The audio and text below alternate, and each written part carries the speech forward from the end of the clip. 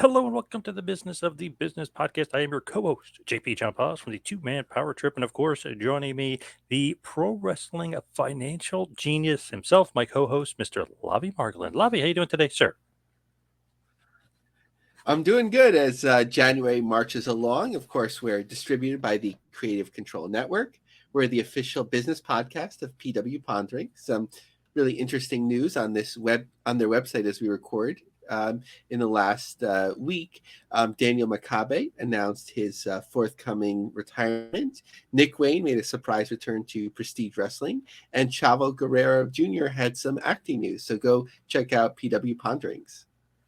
Nice. I love that.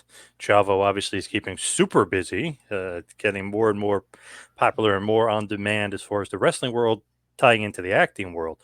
Speaking of that, we talked about the Iron Claw last week, which is, of course, about the Von Erichs. Great movie. Go out of your way to see it for sure. Actually, my boss called me the other day and was talking to me about it. So, man, he's not a wrestling fan at all. So he's like, man, I went down a rabbit hole. I found out all this stuff. He goes, there was another brother. Like he was even into the Iron Claw and thought it was a great movie. So definitely see it. But what's the latest on Kevin Von Erich? Yeah, so just a little bit of follow up from our conversation last week. Kevin did make his way back to Israel. This is coverage from Ynet News. He arrived on a visit to Israel on Wednesday to show his solidarity amid the war in Gaza. The 66-year-old Von Erich will dedicate his first day in the country to interviews for local and international media and a visit to the Hostage and Missing Persons Families Forum in Tel Aviv. On Thursday, he's set to attend a special screening of the film based on the family story, of course. And some interesting pictures of him out and about town. But on Friday, Von Erich was expected to have a meeting with Israeli children living in communities close to the Gaza border, during which he will also provide them with a wrestling lesson. Later on, the visit will include a tour of communities in southern Israel, a meeting with his fans, and a visit to President Isaac Herzog's residence, including a private meeting with him. So just a note, as you know, American centric, in many countries in the world, the president isn't the most important role. It is prime minister, but certainly nothing wrong with the president. It is an important role. But on the business side, Business Report, which is based in the Louisiana area, reported that the Iron Claw surpassed its budget. So it's now, for all intents and purposes, profitable. The film was shot at an estimated $15 million budget and has grossed just under $18.5 million. Of course, if you can do that in the box office already, that's a great win. Look at No Holds Barred, which wasn't considered a success in the box office. What is it? 30 something years ago, but they still come up with ways to find money, find ways to monetize that property. So, but if you can get it in the box office before it leaves theaters, that's a big win. Actually, it moved up since you wrote that $24 million. So even went up even further since since you had that info. So pretty good, making a little bit of profit there for the Iron Claw. Good to see. Wow, nice. And something that I saw was that it was especially very successful for an R-rated movie. Although, to me, I feel like R-rated movies in like the 80s and early 90s did well, right? Like RoboCop, Nightmare on Elm Street, all that sort of thing. But Yep. maybe in recent days, the recent being the last 15, 20 years, I'm sure things have changed and that was less acceptable. Yes. Good thing it's making money though. Good to see because sometimes good movies tend to maybe be more niche or maybe not make as much money. So good to see at least it's profitable. So nobody can say it's not successful. For sure. And I'm looking forward to seeing it again. Probably not in the movie theater, but maybe as a digital download. Yes, for sure. Now, as far as New Japan Pro Wrestling, obviously last week the Wrestle Kingdom show, the big Wrestle Kingdom, or maybe 2 weeks ago, the big Wrestle Kingdom show happened.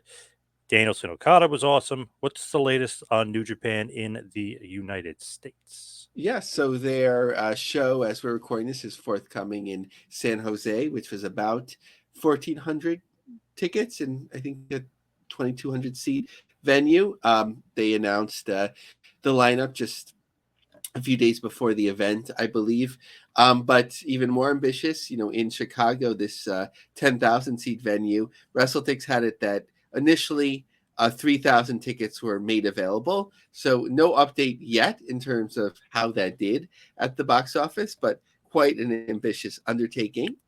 Just a funny note, AARP covered in terms of their local events in Chicago. They did list New Japan Pro Wrestling. So just a joke that if people thought WoW had the oldest demographic, well, ARP is promoting New Japan, although they cover a lot of events, so more in a humorous perspective. But for the long time, we know of New Japan's aggressiveness in terms of sharing clips and videos, but they worked themselves into a shoot, as Hulk Hogan would say. Tech Dirt covered this. I know it was covered by Pro Wrestling Angles, but I thought Tech Dirt would have a little bit of a deeper look, a different perspective. So I'm going to share that. New Japan Pro Wrestling DMCA's its own channel over video it uploaded. As all manner of content creators will tell us, copyright enforcement is both very important and is at least doable enough that it sure would be nice if platforms like YouTube could even do more to enforce those rights for content creators. This mantra will typically come from those that are the most aggressive and draconian in terms of enforcing their own rights, of course. In other words, it typically comes from those that ought to have the most experience with just how challenging enforcing copyright actually is, like the New Japan Wrestling Organization, for instance. Yes, this is a relatively small organization, but has built itself quite a reputation for staunchly policing its intellectual property. NJPW are famous for issuing copyright strikes on YouTube, even taking down videos from content creators when still images are in use as opposed to fully fledged video footage. Videos of New Japan content shared on X are also often taken down by copyright strikes from the promotion. Again, just the sort of people that ought to be well versed in all of the trials and nuances of enforcing copyrights, having done it so often for themselves. But this obviously isn't a post about how aggressive New Japan is. Those stories are legion. No, this is about how, before then deleting all the tweets pertaining to this topic, New Japan managed to DMCA its own YouTube channel. Yes, New Japan issued a copyright strike on their own 4 months after they uploaded the full match between Kairi and Mercedes Moné. New Japan tried to encourage fans to watch the bout as it's tied for the local top bout of 2023 for Strong. However, clicking the link shows New Japan has blocked the content from. The link does not show the footage any longer. The video appears to now be restored and is fully available to anyone who wants to watch it. But the original tweet promoting what was then a takedown on YouTube has been deleted. So whatever this was, it was certainly some kind of mess up on New Japan's part. Kind of embarrassing, no? I mean, it just strikes me as super embarrassing. I wonder if they have some sort of program that scans social media for their content and then just automatically reports it as opposed to a person searching. But I guess they, if this is what it was, I guess they forgot to exclude things that come from their official channels. But really, it's indicative of where New Japan is right now in terms of promoting well, especially in North America. A lot of promotions that don't have great television or coverage or digital distribution, which they don't. They have decent through Access and through Pluto and their streaming services. You could build a buzz for talent, for angles, for amazing moves through social media. And if the most passionate people that are sharing it, not just to make money, but especially if you're just clipping it on Twitter, yes, you might get likes and shares and so on, but it's really promoting you well. So for the most part, it doesn't make sense. On a small level, I know Gabe Sapolsky was like at Evolve and so on, like when people would try to record, he'd be pretty proactive in terms of getting them not to do that, which I understand if it would be whole matches, but to get a little bit buzz going is a missed opportunity. Man, it reminds me of an old Howard Stern show prank call with these guys, Richard and Sal, pranked this guy with his own voice, and he couldn't tell he was arguing with himself. So that's what it reminds us. Oh, I'm going to delete my own stuff. Like, you can't tell that it's your own stuff. Like, embarrassing. It's pretty bad on New Japan. Come on, guys, settle down a little bit over there. But I digress. Let's talk about another Japanese. A little bit of Joshi. What's going on with Sakiban? So PW Insider had the scoops, as they usually have,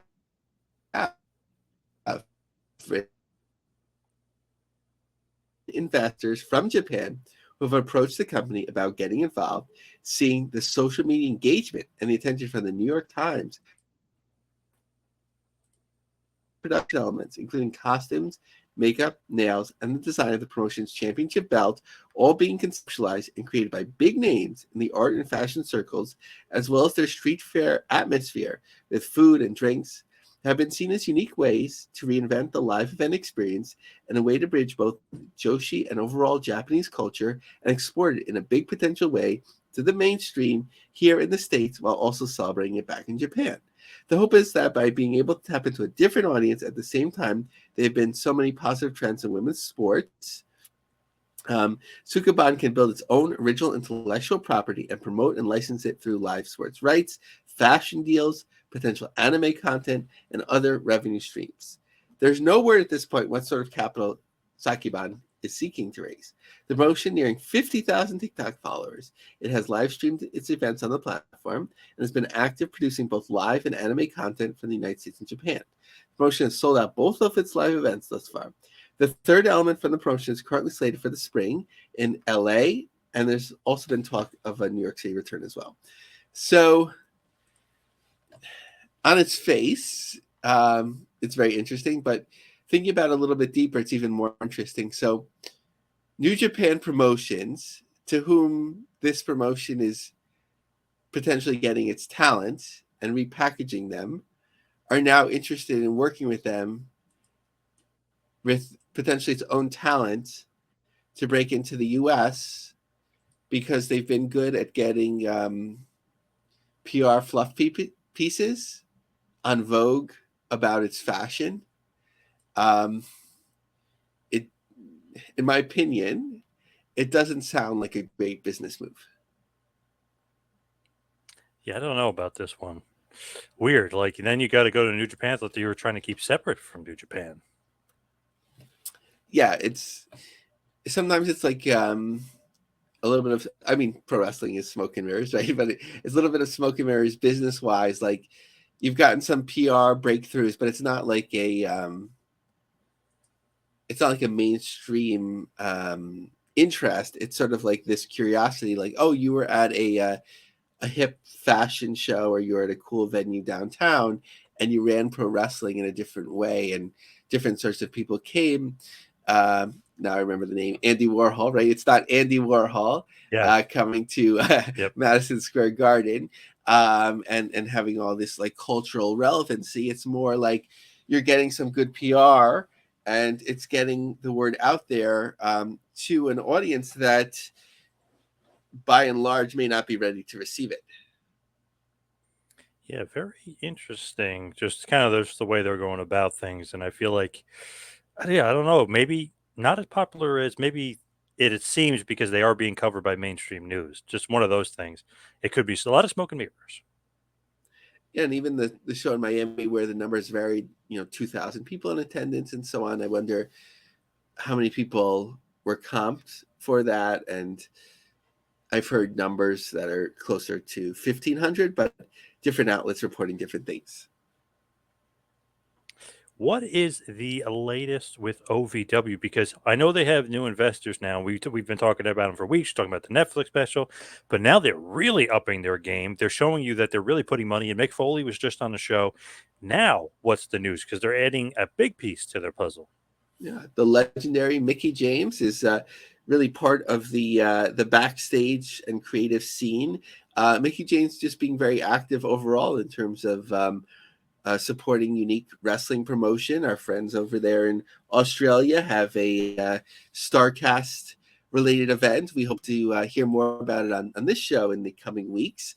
And Mickie James sort of leading some of that charge. But here, stateside, especially Louisville and potentially beyond this, they've talked about a national tour, but maybe she'll have something to say about that. is involved. So wrestling legend Mickey James teams up with OVW in a trailblazing role. James, known for remarkable career and influence in women's wrestling, has teamed up with OVW to serve as creative director and the head of female talent, as well as executive producer for all OVW wrestling shows. Mickey James is a name synonymous with excellence in the wrestling industry, and we are incredibly excited to be working with her, said lead OVW commentator Brian Kennison.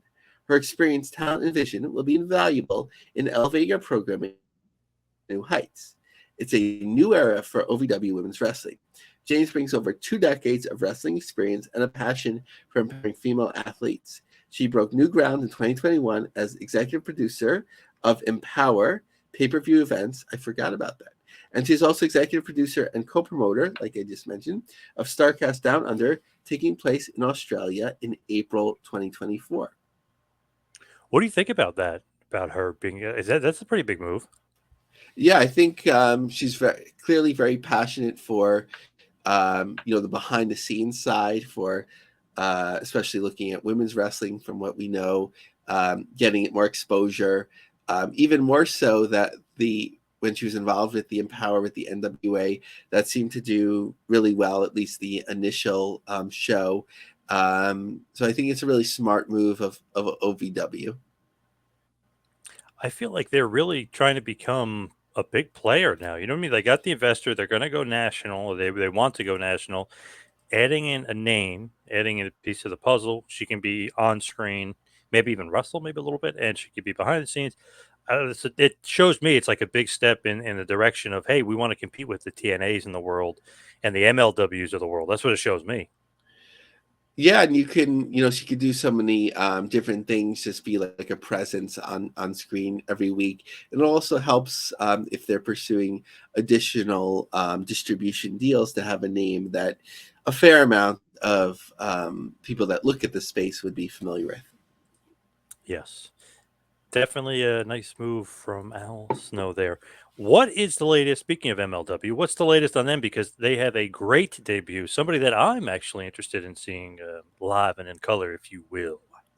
So, like we talked about, we don't know the settlement deal with WWE, but if we start to see MLW get more ambitious and spend more money, then that would be a sign. So I think a couple of things that are signs. One is Mystico debuts at Super Fight on February 3rd in Philly.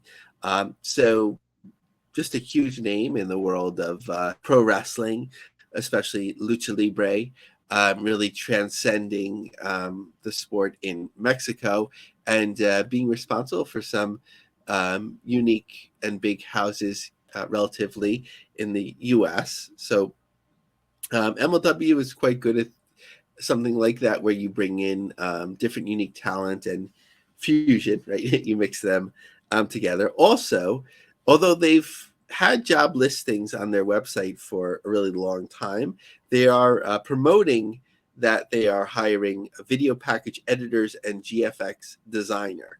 So I don't know if these are consulting roles. I'd imagine, given the volume of content they produce, more of that than a full-time job. But to see the fact that they're hiring is a good sign as well. When you're looking at MLW and kind of them bringing in all this talent, is that just because of the WWE lawsuit and them getting money, or were these guys always coming in and they were always destined to kind of bring in these big names? Because Mystico is a huge name in Mexico. Obviously, they just had on Matt Riddle. What's the deal? Is it's strictly WWE money, or was this always the plan? It's hard to tell. They remained an active promotion through all the troubles, but it seemed like they were cutting things to the bone with talent leaving, or throughout its history, MLW has announced somebody signs a deal, and then suddenly, a very short time later, that deal is over. So we'll have to see. There was no promise of like Mystico being under some sort of deal. This might be a one-off, and see how it goes. But if this continues, and higher price talents are involved on a more regular basis, then that's something.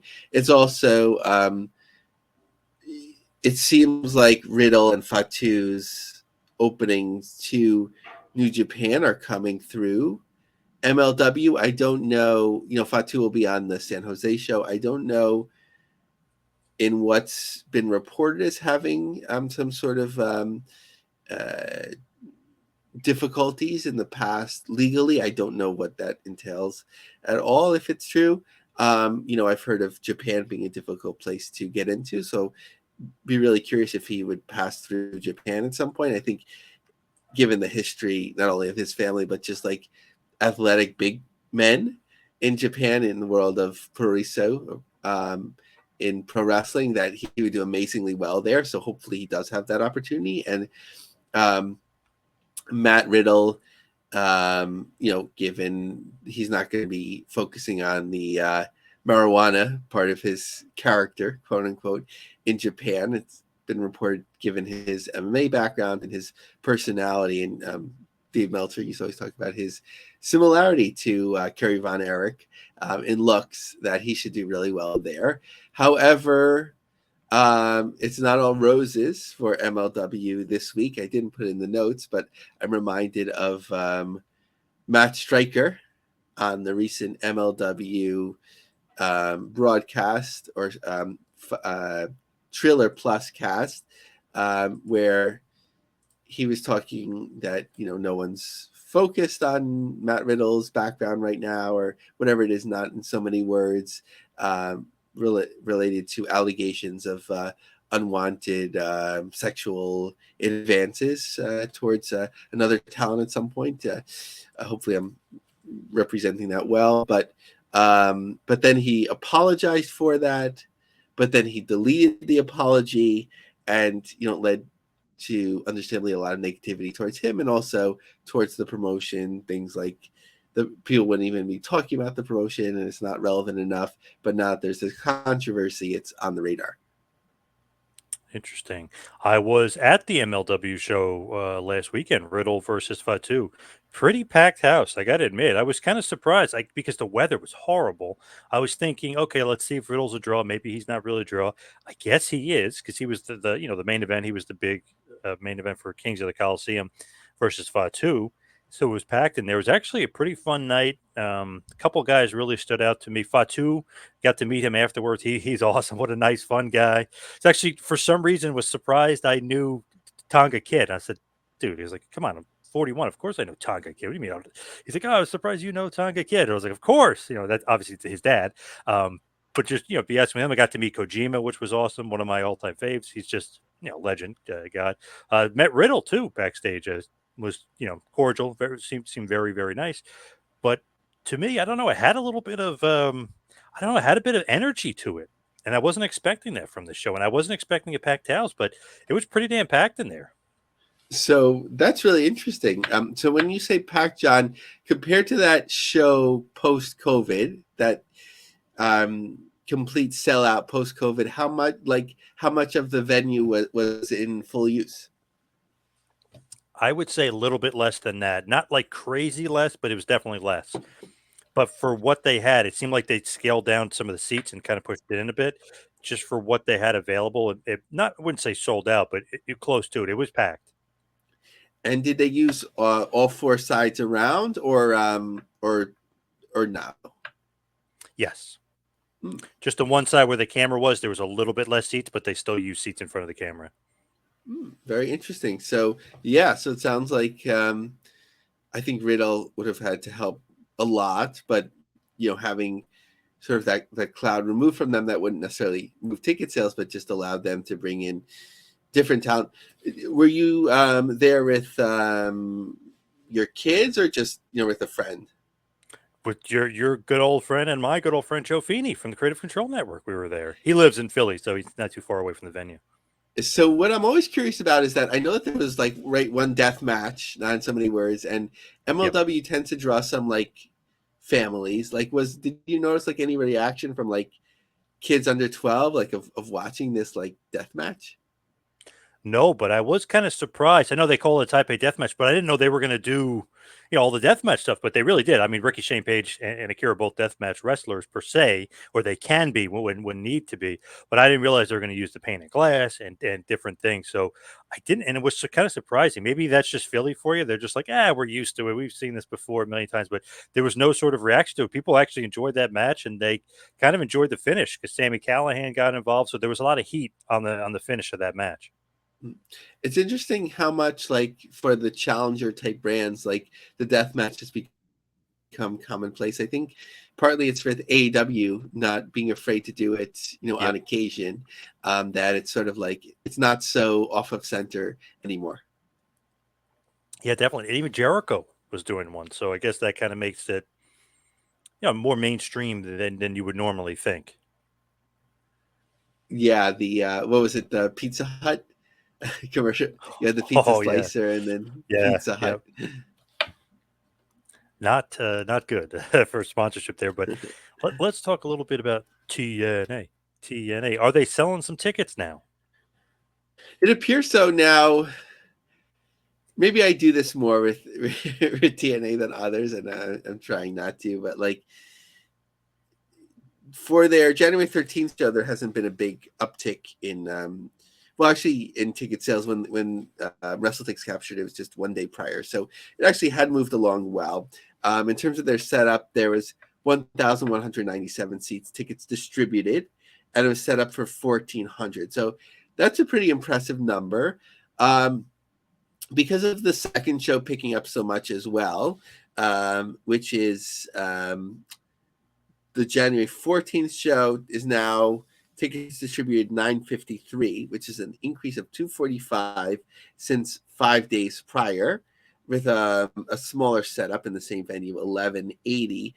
I'm questioning a little bit whether, it's Vegas, it's through the Palms, if there's been some comping. So not necessarily indicative of ticket sales, but we don't know that. But I think it's a positive, especially for getting off, in terms of their new name and so on. So they've also partnered with Alumni Health, um, NFL Alumni Health, for its event Hard to Kill. So this is, so the NFL Alumni Health is sponsoring an event called Hard to Kill. So that's just like one of those, like, pro wrestling ironies, right? Because I mean, most names are going to be violent, but what's this all about? TNA announced today an extension of its partnership with NFL Alumni Association through their wholly owned subsidiary NFLA Health to present the highly anticipated pay-per-view. It supports the NFLA's Health Huddle for Health initiative. TNA Wrestling will host the Vegas chapter on site at the Palms, bringing together NFL alumni and TNA wrestlers to launch this event. Huddle for Health aims to take activities and programs for the alumni and expand them for the broader underserved communities and evolve the platform as a broader-based community initiative. Our organization has a long-standing relationship with the NFL Alumni Association, said Scott Demore. We're proud to continue this successful collaboration, once again with Hard to Kill pay-per-view event. Philanthropy is the lifeblood of Anthem through Anthem Cares, and that transcends to TNA as well. The NFL Alumni Association provides vital services encouraging health and wellness, and we are honored to have them on board. Additionally, and I think this is a really smart thing, this was I don't know if they termed it like this, but this is something that they did at the Westchester County Center here in New York as well, to have a fan fest or an autograph fest to kick off the new era of TNA.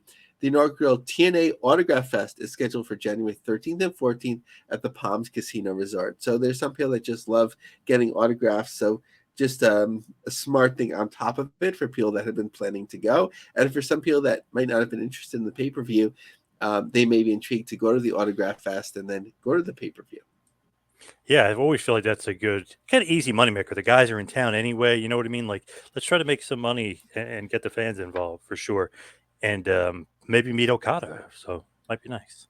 Yeah, and apologies, I should call it a premium live event that had led to some speculation of WWE acquiring them or working with them. But I think it's just smart, sort of, when the industry leader sort of terms these unique events, that others follow in a way because it just makes more sense to understand what it is that's being presented. Yeah, for sure. Now, as far as women's wrestling is concerned, what the heck is going on in Singapore?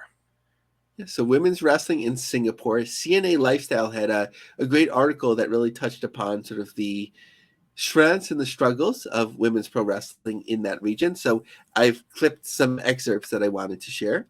On the surface, she seems like a typical hardworking young Singaporean woman working a full time job as a restaurant host and part time jobs as a trainer at two gyms. But once every 2 months, Alexis Lee transforms into her alter ego, a raging woman in a skeleton costume and makeup, ready to throw a flying head kick at anyone who challenges her in the wrestling arena. Pro wrestling is Lee's side hustle. The 28-year-old is one of few female professional wrestlers in Singapore, often taking on and beating men twice her size in the ring. Lee also fights female wrestlers at Singapore Pro Wrestling, SPW, flies in from abroad, such as Japanese big model turned pro wrestler Yuki Kamafuki. 3 to 4 times a year, she wrestles overseas in China, Philippines, US, and India. Of course, these 8 to 10 matches a year are not enough to pay the bills, but Lee is driven by her passion. She started wrestling when she was 18 and has been in the sport for 10 years. Wrestling is not all that popular in Singapore. You might even call it an underground sport. In fact, SPW founder Andrew Tang lamented that pro wrestling culture is dying. In the past, everybody loved WWE. Now the kids don't understand the art of pro wrestling. They think it's very fake, said this 34-year-old who usually organizes wrestling shows every 2 to 3 months and is himself a wrestler. Before training with Singapore Pro Wrestling, Lee learned wrestling by watching YouTube videos and from television shows. Karina Saitama, 18, a fan of pro wrestling, echoed that sentiment. I was introduced to wrestling through materials such as Nikki Cross and Asuka in 2017. It was messy, chaotic, violent, but beautiful. Behind all the bombastic outfits and flashy lights, the stories told in the ring are human, about love and security and self-doubt, about overcoming yourself and the obstacles that have followed you your whole life. It's very much a reflection of ourselves and our own battles in life. Wrestling isn't huge in Singapore. Women are extremely underrepresented, with Lee being the only Singaporean female pro wrestler that SPW manages at the moment. It has a roster of 23 active wrestlers, including Lee. Another Singapore wrestling promotion, Grapple Max, lists three female pro wrestlers on the roster of 22 on their website. Across Southeast Asia and the rest of Asia, there are also significantly fewer female pro wrestlers compared to men. Wrestling is a sport where sometimes you give a lot, but you may not get a lot back in return. You only get big money when you get into the big leagues in the US and Japan. In Japan, Kamafuki said that full-time wrestlers make a good living and are also featured in TV shows, commercials, and magazines. But in Singapore, Lee estimates that she only earns around $3,000 a year from wrestling and from the sale of merchandise such as t-shirts and photos. She relies on her full-time job. Injuries are also common. Kamafuki broke a finger during training, and Lee cut her lower lip.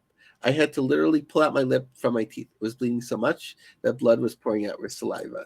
Fans, however, are glad to see female wrestlers persisting. Saitama felt that female pro wrestlers add diversity to wrestling beyond the stereotype of big, burly, oiled up men smacking their big muscles against each other.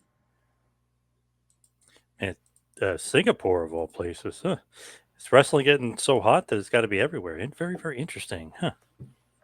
And our friend Adrian Gomez from Middle Kingdom Wrestling, of course, Oh in yeah. China, tends to share a lot from the Singapore region as well. So it seems like there's some connections there. Let's talk about somebody who's maybe the hottest name right now on the internet. What's going on with Chris Jericho?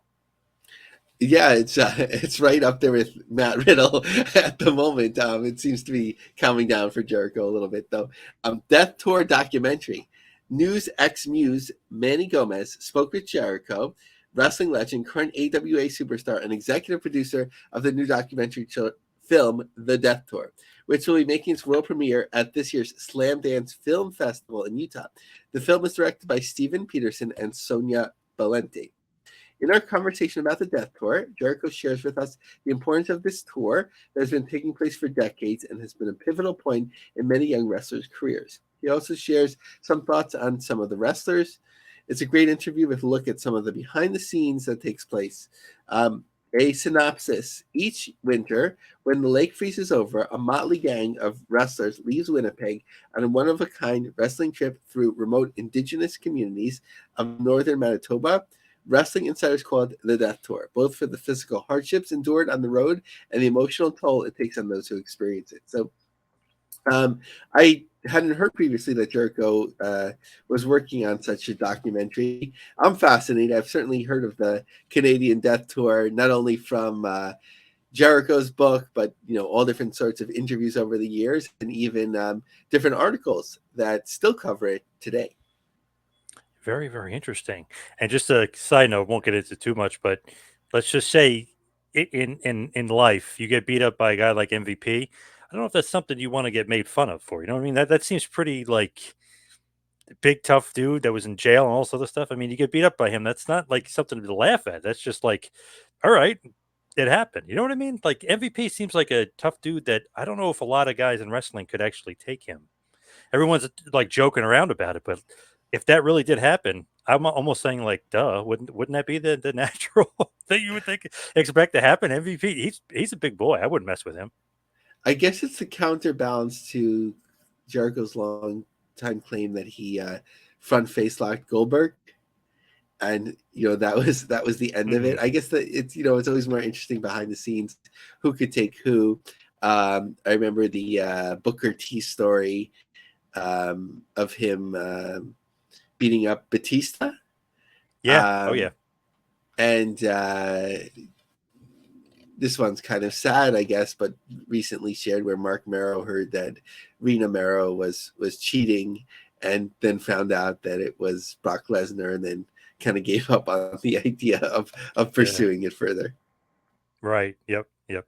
Yeah. There's so many stories of these guys who's legit tough. I always heard like the Goldberg side of things that he didn't even like fight Jericho. Like Jericho, I guess, went to do that, and he just kind of like he didn't want anything to do with it because he was afraid he's going to get in trouble. So you never know. Heard Jericho is a legit tough guy, but I mean, sometimes you could be a legit tough guy, like Adrian Adonis, and you meet somebody bigger and badder like Spivey. You're not going to end up on the right side of victory on that one. I mean, MVP, I wouldn't mess with him, not in a million years. Yeah, and I sometimes you don't even know if you're in a fight, right? Like with Dynamite Kid getting all of his teeth knocked out. If you're Yeah. not Yep. prepared for it, or not not that anyone should go looking for my record, right? But when I did amateur wrestling in college or whatever, like if you're if you just ate a big meal or something, you're not in the same state as if you're ready, you're training for it, or even like you're in that state of mind. So these street fights could go a number of different ways, and I think the most impactful one, like in my mind, was when Joey Styles was getting the story of Joey Styles getting bullied by Bradshaw, and Styles ended up just like giving him one punch that knocked him out, which was a great story for apparently someone that was like a locker room bully. It's so interesting. I asked Joey about that, and he said it wasn't a knock. He said he knocked him down. So I, who knows? Like, and not that he would even make it up, but I could feel like that story got a little like more like, oh, he knocked him out or whatever. So maybe it just sounds better. Oh, he knocked his ass out. He just said he wasn't expecting. He knocked him down. But hey, I mean, who knows? Hey, never let truth get in the way of a good story. It just sounds way better that he knocked him out.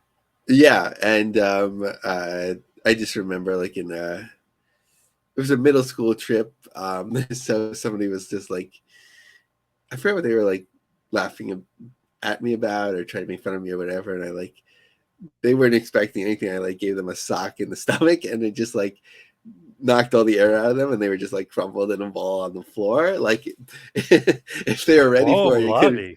Yeah, Whoa. there's very rare occurrence where I've had to use the hands, but Yeah, yeah. Wow. but it Wow, was a victory. you're dangerous. Damn. Didn't know that. Speaking of dangerous, let's move on though. Let's talk about GC Dub because they got a lot going on. They've got a ton coming up. So often we'll say like, what's the momentum for GCW, and actually based on their upcoming, I know the collective just went on sale, so we're not going to evaluate that yet, but based on their venue selection, which includes some newer markets, some return to markets, it's actually looking very strong. So it looks like, on the upswing after maybe, a little bit of tough going again in like Atlantic City and so on. So I think it very much depends on the market. Like some you find that are most of the time going to be lucrative for you, like LA. Some you can burn out. Some are just so excited to see you there the first time that it's a big house, and then the second time not so much. But for the handful of shows that they have on the books at the moment, it's looking really good. So as we're recording this, there was the show at long sold out Talia Hall on January 12th in Chicago. The only problem is that it seems like there's a major snowstorm happening or planned on the Yep. way. So Chicago, of course, is used to that, but I even saw somebody tweeting that they had tickets for the show and there's going to be no buses. And nice of Brett, he said that the ticket will be comped next time that they come, and I'm sure they'll be back soon. So a sellout there. Then Columbus, Ohio, January 13th. Joey Janelle against Microman, I believe, unless I'm mixing up the dates, but relatively good looking house for what they've booked thus far. The third and the fourth um, seats are nearly gone as of this recording. It's just a very small handful of seats that were still available with GA as well. So that has to be considered success.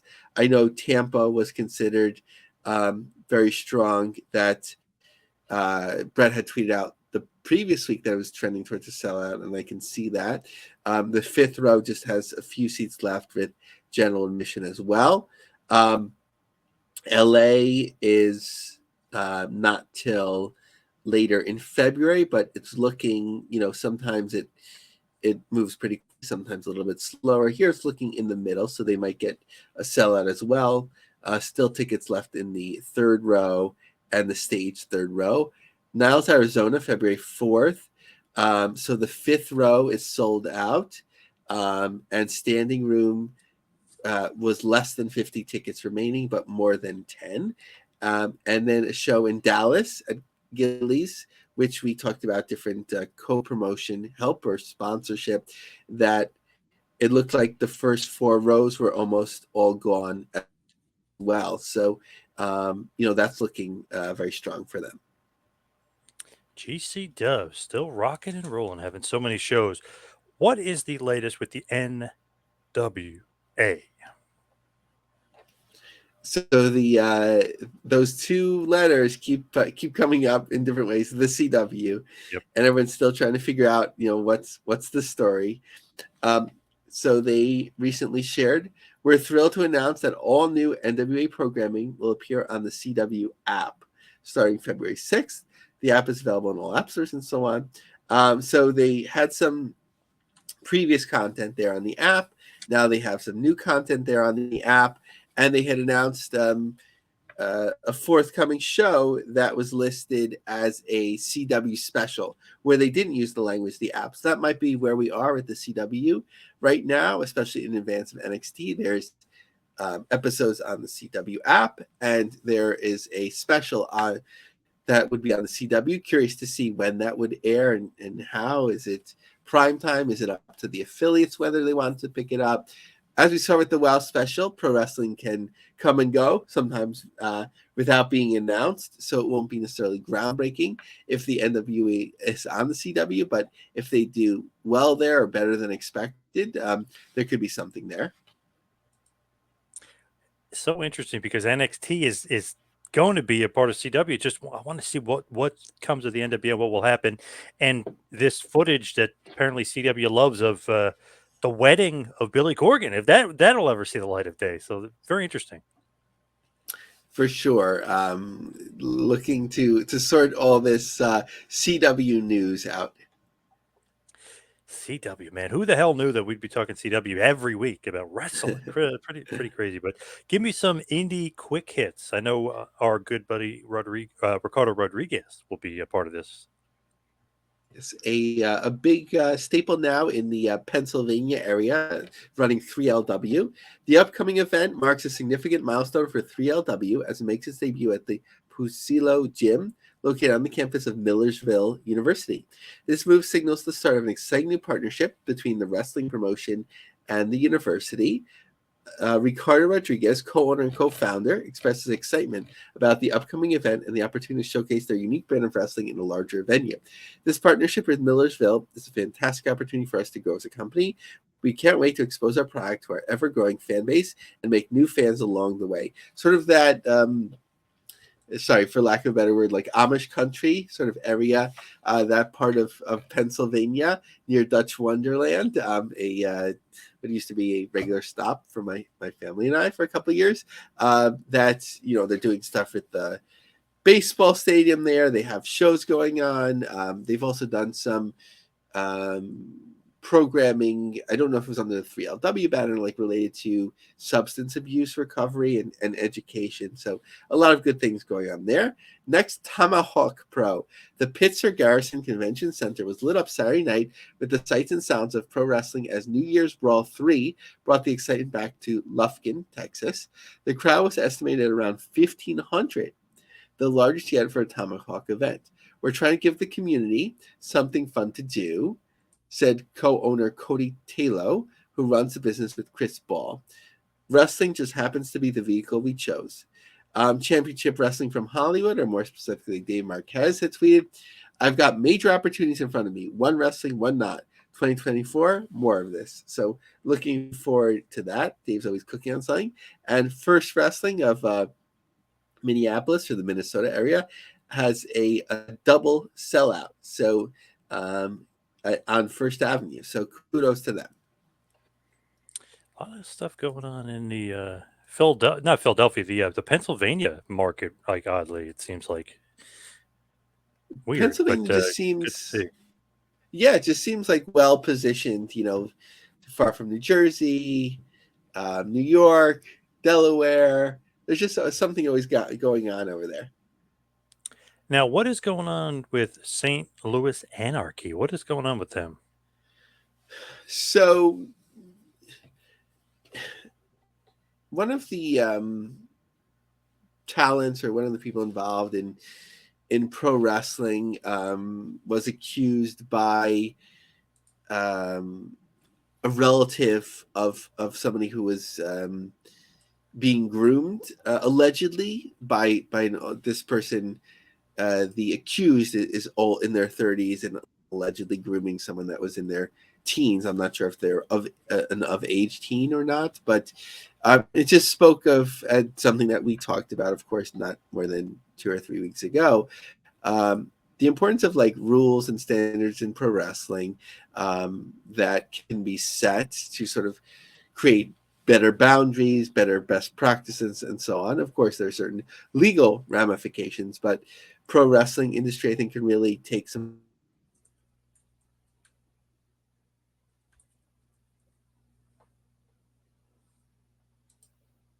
promoter from St. Louis Anarchy had put a link that, yes, we do have a code of conduct, which I applaud them for, but I think not that it's their responsibility, but this is just, again, a suggestion in terms of the industry active promotions, sort of creating one that's fairly universal and structured so that for talents that are up and coming, they'd really be aware, don't do this, don't do that. Some of which you would think would be obvious, but I think sometimes you have to spell things out. So I'm not going to read St. Louis Anarchy's whole code of conduct, but just to give a little bit of flavor.